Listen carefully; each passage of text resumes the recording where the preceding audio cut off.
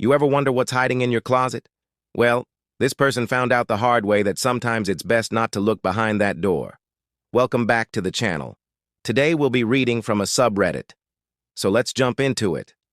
My father always kept his bedroom door closed, even after my mother had passed away. It was always locked, even when he was out of the house for the day. After he passed away, I was going through his belongings and I needed to go through his wardrobe. When I went to open the door, I found that it didn't open. The door was stuck. I tried again, and it opened with a loud bang. My eyes adjusted to the darkness inside. There was no light coming in or anything visible. I went in further and flicked on the switch next to the door, but nothing happened. I reached for my phone and turned on the flashlight and started looking around. Inside were hanging clothes, mostly old jackets and suits. They were dusty and smelled faintly of mildew. At the far end of the closet was a full-length mirror. As I approached it, I noticed a small dark spot on the glass. At first I thought it was dirt, but then I realized that it was a face staring back at me. A woman's face. I froze and stared back at it in horror. Then I backed away slowly. Was I going crazy? Had some intruder gotten in and been watching me? I ran to the door and opened it and looked left and right, up and down the hallway. All clear. Still no lights on. I went back into the room and started searching for another light switch. I didn't find one, and so I turned on my phone's flashlight and shone it around. Nothing. Then I remembered. The electrician had come a few weeks ago to install a new light fixture over my dad's bed. The new light was connected to the same switch as the closet light. I raced out of the room and across the hall to my dad's bedroom. I switched on the main light and then raced back to the closet. The face was still there, but now I could see more details. She was young, maybe early 20s, Caucasian, and wearing a very old-fashioned nightgown. Her hair was long and tangled. Her eyes were wide and staring. Her mouth was open as if she was screaming, but no sound was coming out. It was like something out of a horror movie. Then the unthinkable happened. The face began to move. She blinked. I screamed and fell backwards onto the floor. I don't remember how long I sat there paralyzed by fear. Maybe a minute, maybe an hour.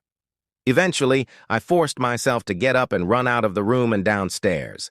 I told my story to my sister, who came over to help sort through our dad's things. She didn't believe me. We went up together to check it out, and sure enough, the face was still there. My sister was horrified. We called my other sister and told her to come over. All three of us stood in front of that closet door, too afraid to open it. My sister suggested that we call a priest. I said, "Why bother? He'd probably just tell us that it's all in our heads."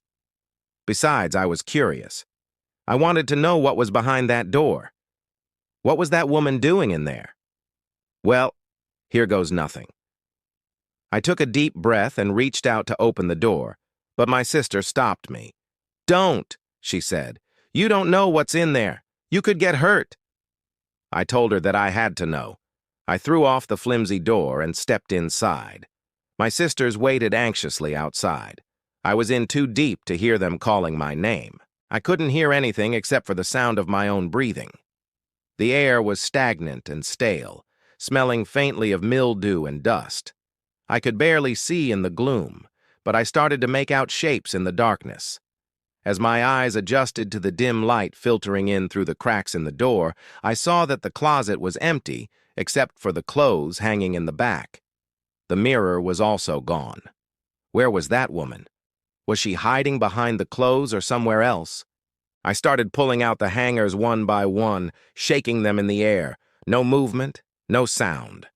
I heard a giggle. I whirled around to find the source. Was it the wind? I walked over to the window and checked. It was closed tightly. I went back to the closet and continued my search, emptying every pocket, turning over every jacket, looking behind the suits. Nothing. And yet the giggling continued. I finally noticed a loose floorboard. I knelt down and tested it. Sure enough, it gave way slightly. I pried it up and felt something soft beneath. I reached under and pulled out a small wooden box.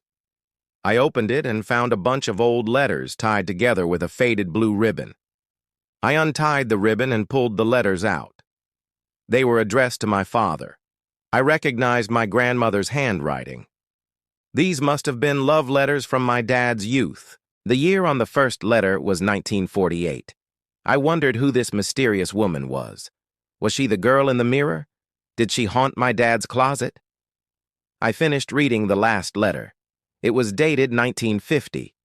The final entry ended with, "And forever yours, Margaret." My dad's first love. Could this be the ghost in the mirror? I thought about how the last letter was dated 72 years ago. How could a ghost be that old and still appear as a young woman? Was she stuck in the closet because she died before she could say goodbye to my dad? Did she want to give him back these letters? Or was she trying to warn him about something? I never knew my dad to have a girlfriend named Margaret, and I couldn't imagine him having a secret girlfriend in his old age. Then it hit me.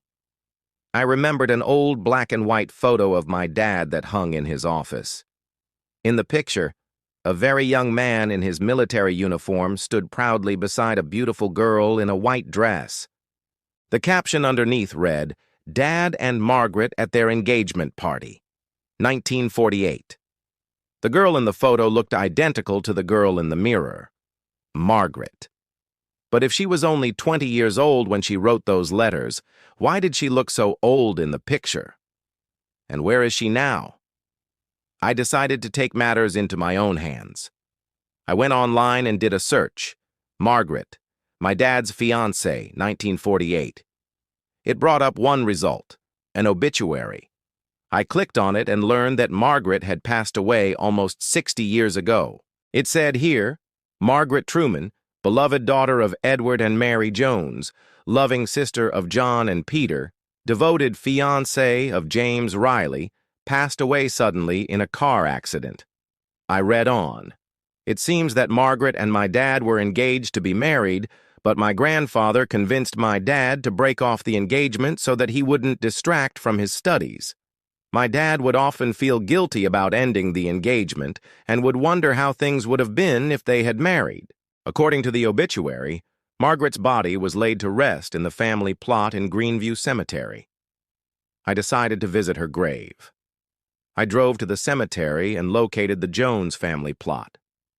There it was, a beautiful headstone made of white marble. I approached it slowly and read the inscription. Here lies Margaret Jones, beloved daughter, devoted sister and true friend, forever in our hearts. 1928-1950. Rest in peace. So who was that woman in the closet? Was she really Margaret? Why did she appear to me, and why did she leave those letters? I don't have the answers to those questions, but I do know one thing. After Margaret's death, my dad carried around a deep sense of guilt. Maybe that's why he kept the closet door locked, afraid that he would find Margaret's ghost. Or maybe it was just that he didn't want anyone to know that he had such old, dirty clothes in his closet. Whatever the reason, I'm glad that Margaret is now at peace. And I hope that she has found the love and happiness that was denied to her in life. And that's the end of the Reddit post. Thank you so much for reading, and I'll see you next time for another scary Reddit story.